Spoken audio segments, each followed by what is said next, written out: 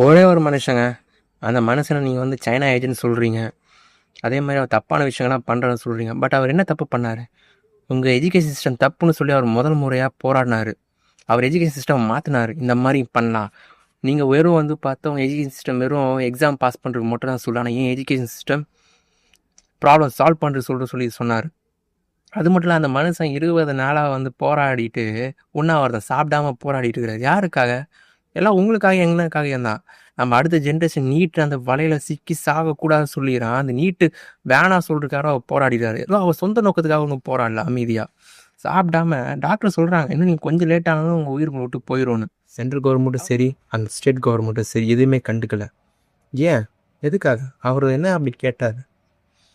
சொல்லப்போனால் யாரும் இல்லைங்க. நம்ம நண்பன் படத்தில் பசசி பொசப்புகள் சொல்லி ஒரு ரோல் பண்ணார் பார்த்தியா? அந்த ஒரிஜினல் சொந்தக்காரன் சோனம் வவுஜியை பற்றி தான் இந்த வீடு நான் சொல்ல போகிறேன். கரெக்டாக 1966 செப்டம்பர் 1 சோனம் வாங்சு பிறக்கிறாரு.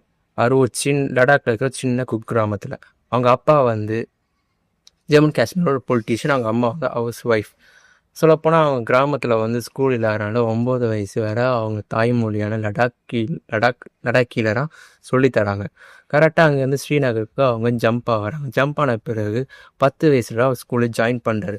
சொல்லப்போனால் அவர் வந்து ஒரு ஆவரேஜ் ஸ்டூடெண்டாக தான் இருந்திருக்காரு. பிகாஸ் ஆஃப் தி லாங்குவேஜ் கேப்னால. ஏன்னா அவர் படிச்சிரு ஃபுல்லாக லடாக்கியில். பட் இது ஃபுல்லாகவே அங்கே ஹிந்தி மீடியம். அந்த ஹிந்தி மீடியம் எனக்கு தெரியாது. அதனால் அவர் ஸ்டடீஸில் கொஞ்சம் வீக் ஆகுறாரு. ஒரு ஆவரேஜ் ஸ்டூடெண்ட்டாக அவர் பாஸ் ஆகி ஹைஸ்கூலை முடிக்கிறாரு. ஹைஸ்கூல் முடிச்சுட்டு ஹையர் எஜுகேஷனுக்காக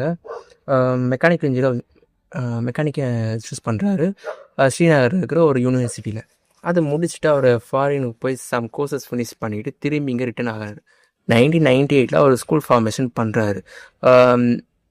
அந்த ஸ்கூல் வந்து பார்த்தா அவரும் கூட இல்லாமல் அவரோட சேர்ந்து ஒரு 5 ஃப்ரெண்ட்ஸும் சேர்ந்து அந்த ஸ்கூலை பில்ட் பண்ணுறாங்க. அந்த ஸ்கூலோட மோட்டோவே எனக்கு நல்லா படிக்கிறவங்க தேவையில்லை, இந்த 10th ஜஸ்ட்டு பாஸ் ஆகிறவங்க 5 மார்க் வாங்குறவங்க எனக்கு தேவை. பிகாஸ் என் எஜுகேஷன் சிஸ்டம் அந்த மாதிரி கிடையாது.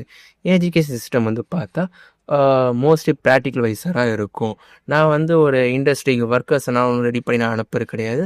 நான் வந்து அவங்க வந்து நான் சொல்லிக் கொடுக்கறதுக்காக நான் இந்த இதை ஆரம்பிக்கிறேன் சொல்லி அவர் ஆரம்பித்து அங்கே இருக்கிற ஸ்டூடெண்ட்ஸ் ஹெல்ப் மூலியமாக லடாக்கை வந்து இம்ப்ரூவ்மெண்ட் பண்ணுறாரு. கண்டென்ட் சம்மந்த வீடியோ வேணும்னா keep follow me in Instagram and subscribe in YouTube. உங்களின் நான் லார்ட் DRX.